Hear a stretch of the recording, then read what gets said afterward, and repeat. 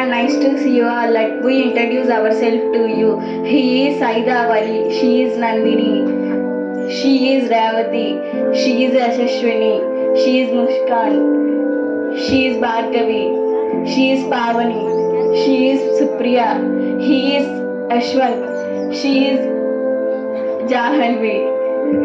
Today's activity is Telugu Sankalpa Balam. టిట్టిబము అనేది ఒక చిన్న పక్షి. దానిని లకుముకి పిట్ట అని కూడా అంటారు. ఈ ఆడపక్షి ఒకసారి ఒడ్డున గుడ్లను పెట్టి మేత కోసం బయటికి వెళ్ళింది.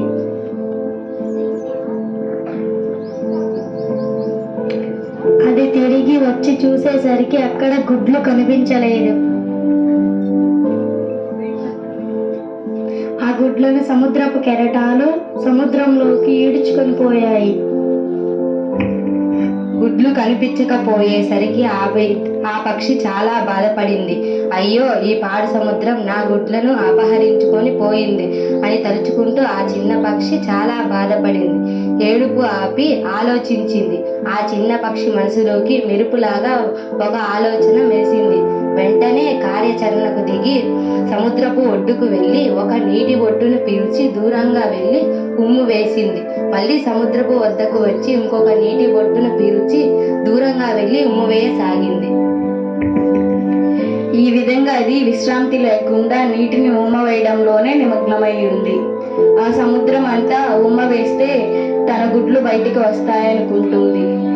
టిట్టిబొమ్మ పక్షి చేసే పనిని చూసి తోటి పక్షులు నవ్వసాగాయి. ఏంటి, నువ్వు ఈ సముద్రం అంతా తోడి వేయగలవా అని అన్నాయి. మరికొన్ని దాని కష్టం చూడలేక దానికి సాయం చేశాయి. మొత్తానికైతే పక్షులన్నీ కలిసి ఆ నీటిని తోడి వేశాయి. ఈ పనిని చూసిన సముద్రుడు చలించిపోయి ఏమిటని అడిగాడు.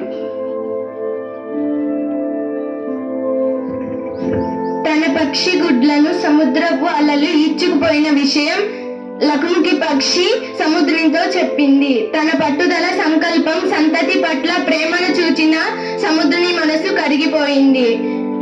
అప్పుడు సముద్రుడు సముద్రంలోనికి ఈడ్చుకెళ్లిన ఆ కెరటాల గుడ్లను గర్భంలోకి వెళ్ళి వెతికి గుడ్లను లకుముకి పక్షికి ఇచ్చాడు. పని చిన్నదా పెద్దదా, అవుతుందా కాదా అనేది కాదు, ఐక్యమత్యమే మహాబలం. Thank you for giving us a wonderful opportunity. Have a nice day.